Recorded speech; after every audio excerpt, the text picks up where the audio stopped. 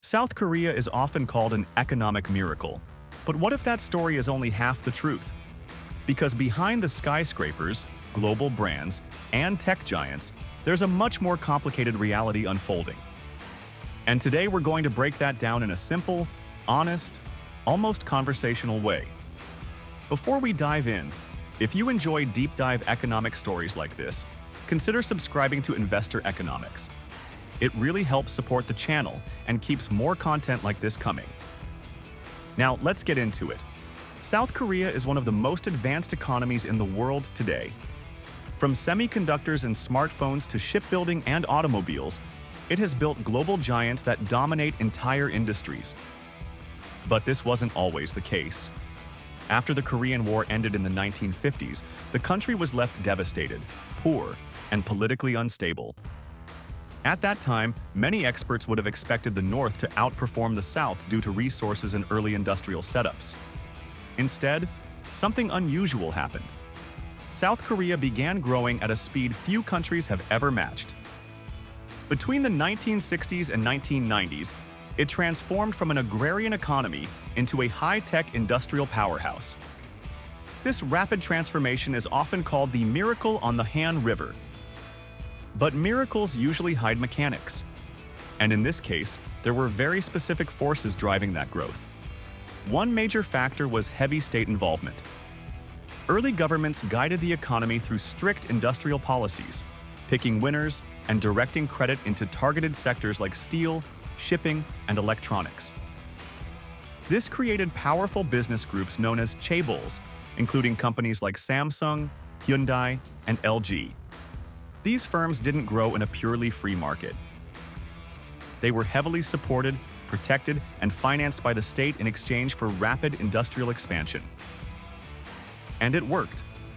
But there was another huge factor that often gets overlooked: geopolitics. During the Cold War, the United States saw South Korea as a critical ally against communism. That meant massive inflows of aid, military support, and technology transfers.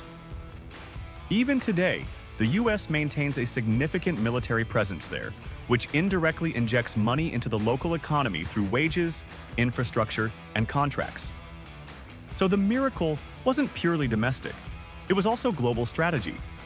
Then came a turning point in the late 1980s.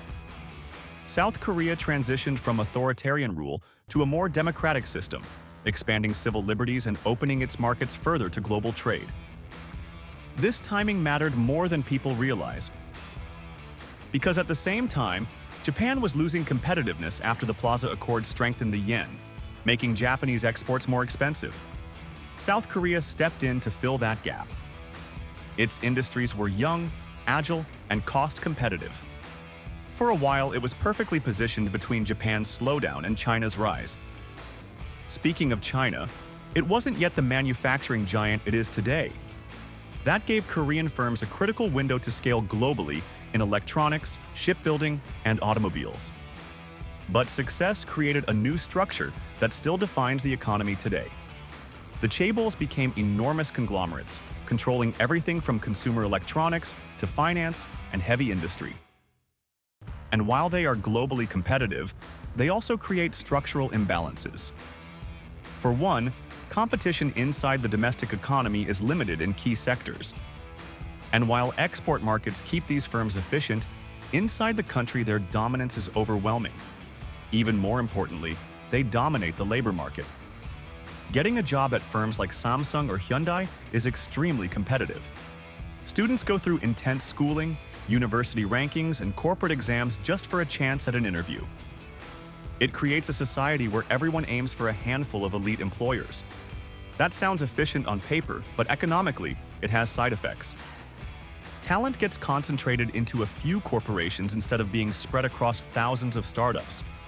And startups are where disruption usually happens. Another issue is debt concentration. While South Korea's government debt is relatively manageable, corporate debt is heavily concentrated in these large conglomerates. Because they are seen as too big to fail, banks continue lending to them easily. That creates stability on the surface, but hidden risk underneath. There's also an even bigger structural issue: dependence.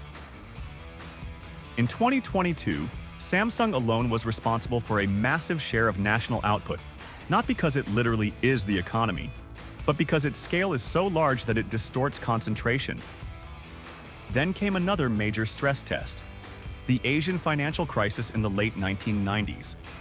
The country required IMF support, which came with strict restructuring conditions.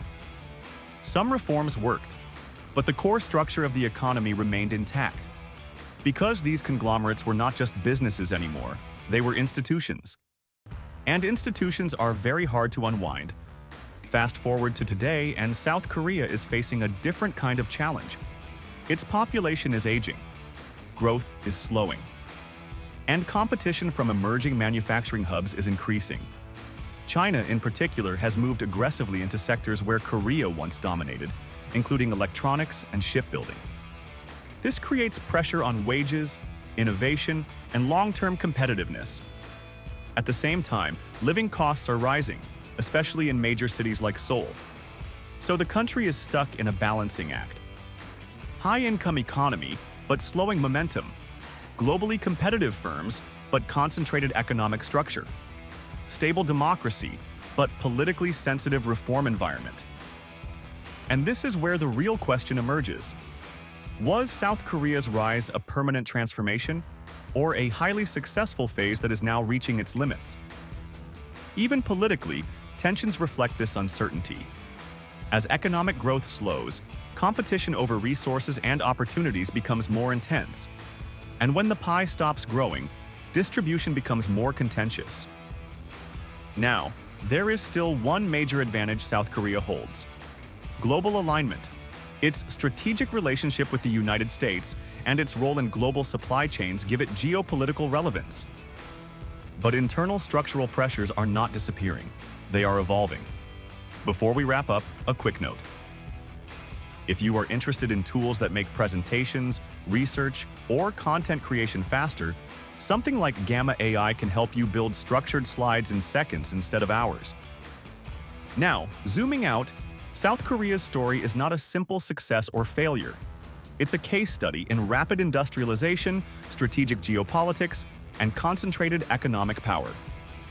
Before you go, make sure to subscribe to Investor Economics for more deep dive breakdowns like this.